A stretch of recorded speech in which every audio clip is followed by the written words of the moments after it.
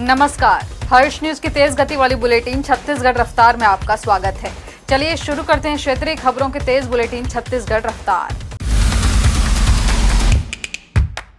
राजधानी में चाकूबाजी की घटनाएं थमने का नाम नहीं ले रही हैं। एक बार फिर दुकान में घुसकर युवक पर धारदार चाकू से हमला कर दिया गया है।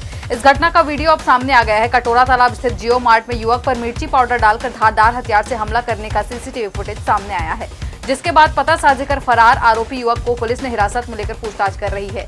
चाकूबाजी के सामने इस वीडियो में देखा जा रहा है कि दो युवक काउंटर के पास बैठे हैं। ऐसे में एक युवक गेट के खोलकर अंदर घुस जाता है और अपने पास रखे चाकू को निकालता है, फिर बिना कुछ बोले ही वहीं पर बैठे युवक पर ताबड़तोड़ हमला कर देता है। मुख्यमंत्री विष्णुदेव साय ने भगवान बिरसा मुंडा की जयंती के अवसर पर 15 नवंबर को छत्तीसगढ़ के हर जिले में जनजातीय गौरव दिवस मनाने की घोषणा की है। उन्होंने कहा कि प्रधानमंत्री मोदी 15 नवंबर को भगवान बिरसा मुंडा की स्मृति में जनजातीय गौरव दिवस मनाने का निर्णय लिया है। इस वर्ष भगवान बिरसा मुंडा की 150वीं जयंती है। छत्तीसगढ़ में भी इसे भव्य रूप से मनाया जाएगा। प्रधानमंत्री मोदी के जन्मदिन 17 सितंबर से 2 अक्टूबर तक चल रहे सेवा पखवाड़ा के अंतर्गत देश भर में स्वच्छता अभियान, रक्तदान और निःशुल्क स्वास्थ्य शिविरों के जरिए सेवा कार्य जोरों पर है। इस अभियान में गांव, गली, नगर, मोहल्ले, चौपाल और धार्मिक स्थलों पर लोगों ने बढ़ चढ़कर हिस्सा लिया। छत्तीसगढ़ के भाजपा नेता और रायपुर के पूर्व जिला पंचायत अशोक बजाज ने कहा कि सेवा कार्यों के साथ प्रधानमंत्री टीबी मुक्त भारत अभियान के तहत निक्षय मित्र योजना को भी लोगों का अच्छा समर्थन मिल रहा है। वंदे भारत के बाद अब दुर्ग से नागपुर के बीच वंदे मेट्रो ट्रेन चलाने की तैयारी रेलवे बोर्ड ने कर ली है। रेलवे मंडल की ओर से मिली जानकारियों को लेकर इसकी तैयारियां पूरी कर ली गई हैं और रेलवे के अधिकारियों ने बताया कि रायपुर से दुर्ग होते हुए जबलपुर तक वंदे भारत एक्सप्रेस और दुर्ग रायपुर अभनपुर मेट्रो ट्रेन दौड़ेगी। इसके परिचालन बहुत जल्द नवंबर या दिसंबर में किया जाएगा। इसके लिए सर्वे का काम पूरा किया जा चुका है। इन ट्रेनों के परिचालन में आने पर जीएसटी और दूसरे टैक्स जोड़कर कुल किराया 386 रुपए या इसके आसपास हो सकता है।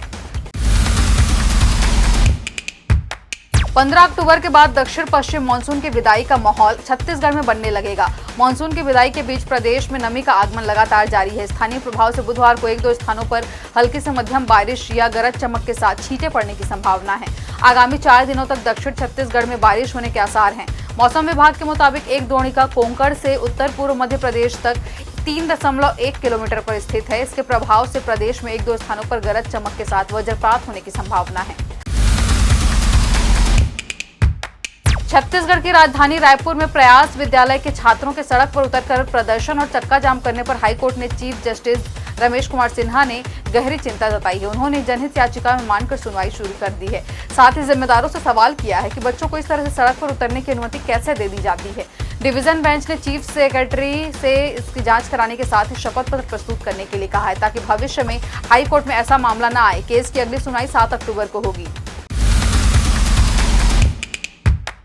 प्रधानमंत्री नरेंद्र मोदी छत्तीसगढ़ को नई सुविधा देंगे। सूरजपुर जिले के भटगांव जल प्रदाय योजना की आधारशिला रखेंगे। इसके साथ महानदी के गोंडा निकट में 56 करोड़ की लागत से इंटरवेल बनाया जाएगा। इसके अलावा प्रधानमंत्री जशपुर की एक महिला से भी बात करेंगे जो लखपति दीदी योजना के हितग्राही हैं। पीएम मोदी नई दिल्ली के विज्ञान भवन में केंद्रीय आवासन और शहरी कार्य मंत्रालय की ओर से आयोजित कार्यक्रम में शामिल होंगे।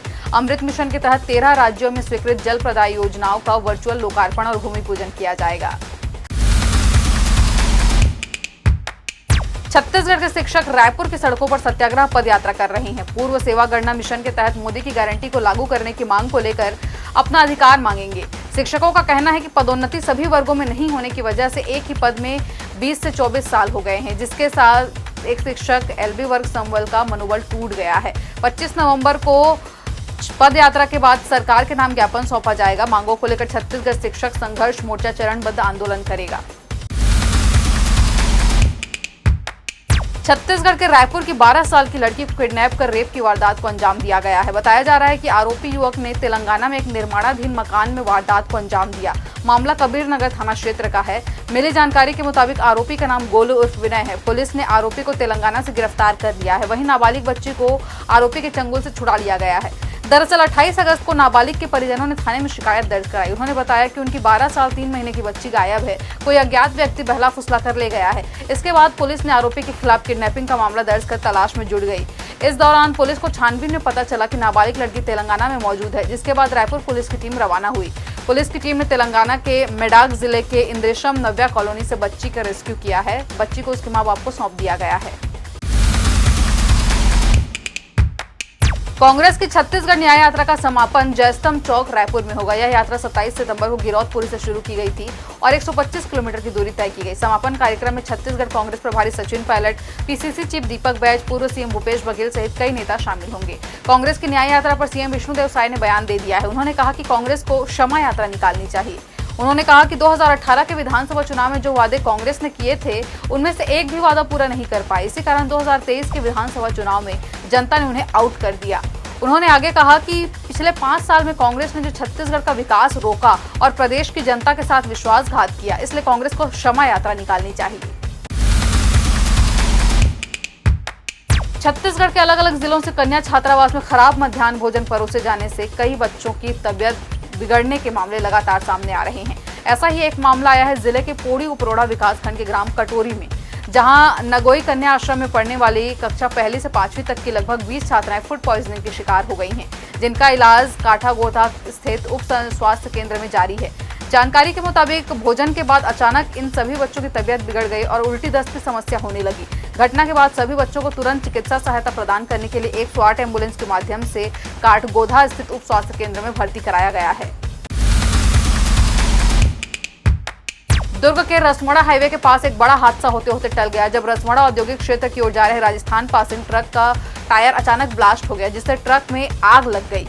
इस घटना की सूचना मिलते ही आसपास के लोगों ने तुरंत अग्निशमन कार्यालय दुर्ग को सूचित किया और घटना की सूचना पर अग्निशमन और आपदा प्रबंधन की टीम मौके पर पहुंची। बड़ी सावधानी से आग पर काबू पाया गया। फायर ब्रिगेड की टीम ने एक गाड़ी पानी से ट्रक में लगी आग को बुझाई। राहत की बात यह रही, घटना के समय ट्रक चालक और हेल्पर ने समय रहते ट्रक से बाहर निकलकर अपनी जान बचा ली। इस घटना में किसी के हताहत होने की सूचना नहीं है, लेकिन ट्रक को काफी नुकसान पहुंचा है। स्थानीय लोगों की सतर्कता और अग्निशमन विभाग की तत्परता से एक बड़ी दुर्घटना टल गई। छत्तीसगढ़ रफ्तार की आज की बुलेटिन में फिलहाल इतना ही। अपने आसपास की खबरों से जुड़े रहने के लिए बने रहें हर्ष न्यूज के साथ। नमस्कार।